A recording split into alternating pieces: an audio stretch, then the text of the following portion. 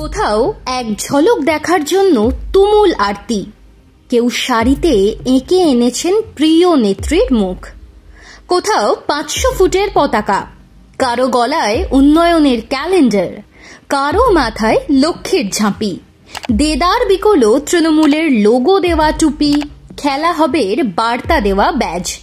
ধর্মতলার সমাবেশে শাহরুখ খান। রূপলী পর্দার নায়কের সাজে 21-এর সমাবেশে যোগ দিতে এসেছেন বোলপুরের এক তৃণমূল কর্মী। ধর্মতলা যেন আক্ষরিক অর্থে নীল সাদায় একাকার। 8 মাস পর বিধানসভা ভোট। এবারের 21শে জুলাই ঘিরে যে তীব্র কৌতূহল উন্মাদনা থাকবে তা মোটামুটি জানাই ছিল। শাসক দলের গত 4 বছরের খতিয়ান তুলে ধরা যেমন, তেমনি আগামীর বার্তা পৌঁছে দেওয়া। এই 21শে জুলাই সব অর্থেই আলাদা, আর তাতেই নজরে পড়ল এক বিরল ছবি, মুখ্যমন্ত্রী মমতা ব্যানার্জির মানবিক মুখ। এমন বললে ব্যাপারটা বোধহয় পুরোপুরি তুলে ধরা যাবে না।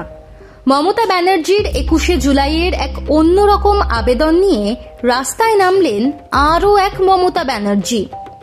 সেই নীল সাদা শাড়ি, পায়ে হাওয়াই চপ্পল। এই মমতা অবশ্য নকল। মমতার মতো সেজেছেন।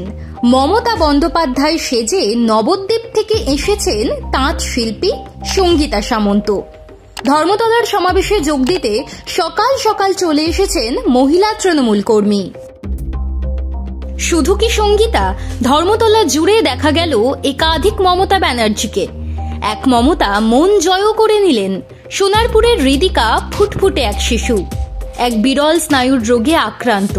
ওই শিশুর চিকিৎসার জন্য একটি ভ্যাকসিনের প্রয়োজন, যার দাম 16 কোটি টাকা। মধ্যবিত্ত পরিবারের কাছে এই চিকিৎসা সাধ্যের বাইরে। এই হৃদিকার জন্যই মমতার সাজে পথে নামলেন এক তরুণী। হৃদিকার চিকিৎসার জন্য টাকা দেওয়ার আবেদনও রাখা হলো। এই উদ্যোগের নাম রাখা হয়েছে জীবন ভাণ্ডার।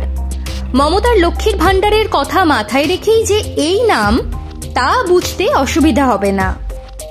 মমতার সাজে এই তরুণী মিডিয়াকে দেওয়া ইন্টারভিউয়ে বললেন, হৃদিকার চিকিৎসার জন্য অনেক টাকা লাগবে। 21শে জুলাই আমরা এগিয়ে এসেছি। মানুষ যদি বাচ্চার জন্য এগিয়ে আসেন, বাচ্চাটাকে বাঁচানো যাবে। মুখ্যমন্ত্রীর মানবিক মুখ আমরা অনেকবার দেখেছি। উনিও ব্যাপারটা জানলে নিশ্চয়ই এগিয়ে আসবেন। 21শে জুলাই অনেক দেখেছে এই রাজ্য, আগামী দিনেও দেখবে। কিন্তু মমতা ব্যানার্জি সেজে কোনো শিশুর জন্য এমন উদ্যোগ এর আগে দেখেনি বাংলা।